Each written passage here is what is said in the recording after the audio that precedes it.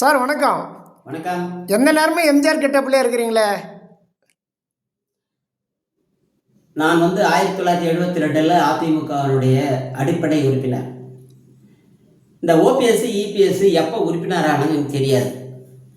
அது தெரிஞ்சிக்க வேண்டிய அவசியம் இல்லை. எம்ஜிஆர் காலத்தில் இருந்து எனக்கு 1977 எனக்கு அவர் அறிமுகம் மறையிற வரைக்கும் வாரத்தில் 3 நாள் 2 நாள் புரட்சி தலைவர் அவர்கள் நான் பார்த்து சந்தித்து பேசுவேன். அவரும் என்கிட்ட பேசுவார். இந்த மாதிரி முறையில் தான் அவர்கிட்ட அரசியல் நிறைய கற்றுக்கினேன்.